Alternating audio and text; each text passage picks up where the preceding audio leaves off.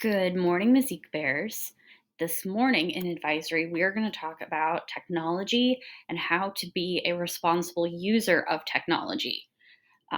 Because at this point now, everybody should have a device. We are every one to one in all three grades.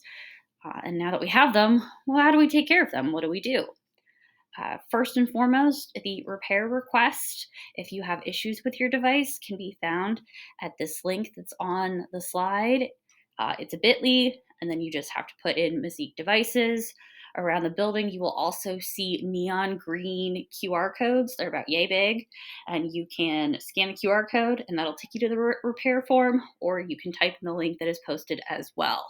But every device that has an issue needs to have the form filled out. That way, when it ultimately makes its way to me, I know what's going on. So, in the last month-ish, we have had over 100 repair requests. 56 of these were from 6th grade, 24 were from 7th, and 21 for 8th grade. So in about a month, 100 requests have come through my desk. That is an insanely high number, and that's part of why we're talking about this today.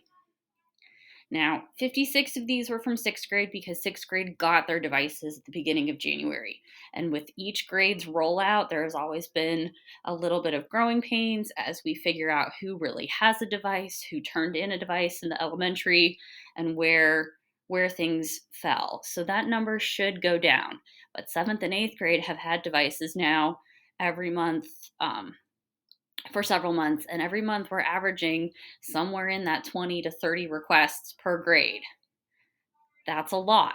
So even if we're averaging 25 per grade per month, that's still 75 requests. We have almost 1,000 students in the building. So there's that to consider. 38 of these requests were for physical damage, either broken screens, keyboards, mice that weren't working, ports that weren't working, some kind of breakage or damage. 11 requests were for new chargers. These are costing us as a building about $40 a piece to replace. So we are no longer giving out chargers. If you lose or damage your charger, that is on you to replace. You can come up during advisory and purchase one, or you are welcome to purchase one on your own from your own source. Our budget, though, and our price is based on what our vendors charge us. So as a school, we can only buy from certain people, which means we are stuck with their prices.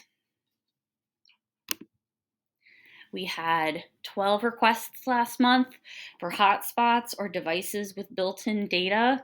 During those 2 weeks of NTI, people who did not have access to internet did need access to do schoolwork. So that was part of our requests. We had 7 requests due to people who haven't activated their device in over 90 days. And so they were disabled, and then 1 device was at least lost.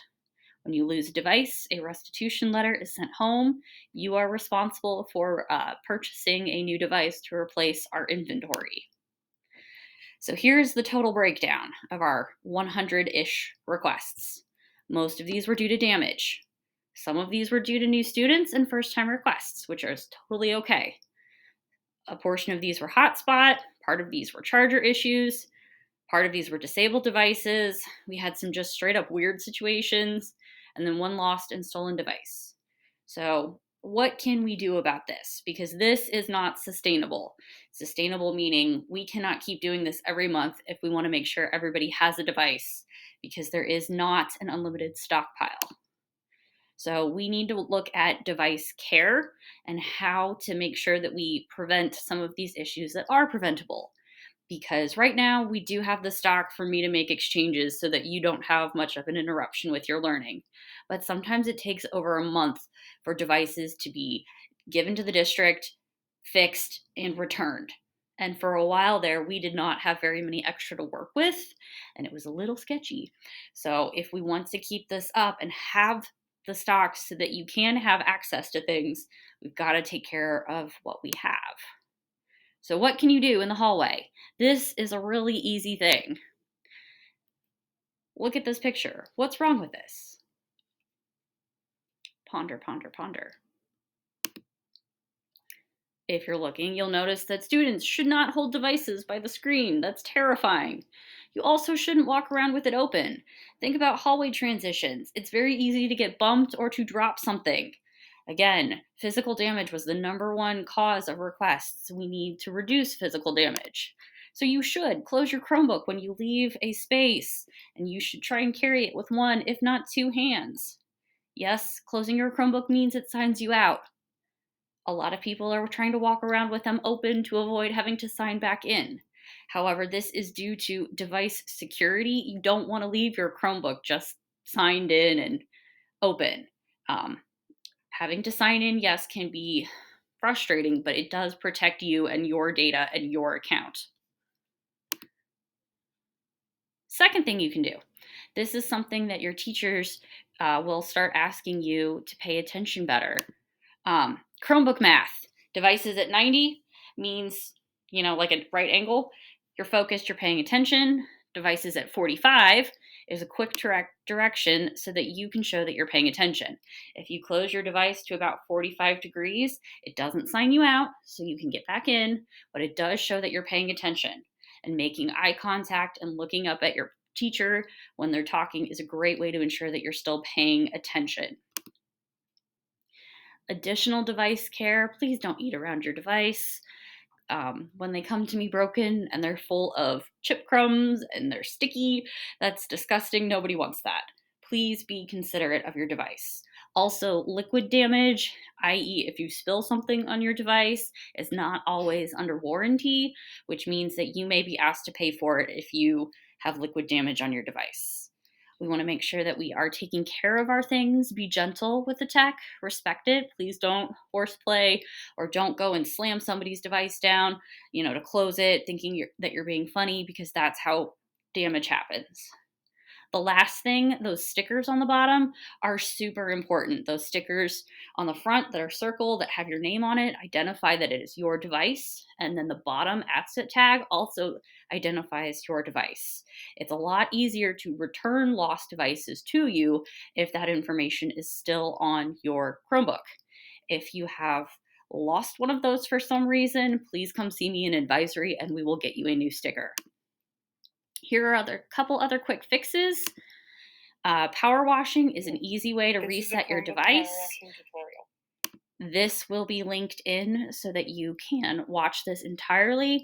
But to power wash your device, you press Control-Alt-Shift-R and it prompts you. It'll say, do you want to power wash? And then you click all the blue buttons till you get back to the sign-in page. But if you are having trouble with your password, or it's requesting that you type in your old password, or if it's just being, as you all put it, glitchy, power wash it. If your keyboard is being weird, sometimes you can trigger a hotkey situation where the keyboard doesn't behave 100% like it should.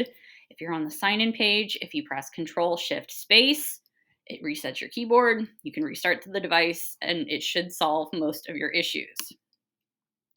If the asset tag is gone, this is a picture right here of an asset tag.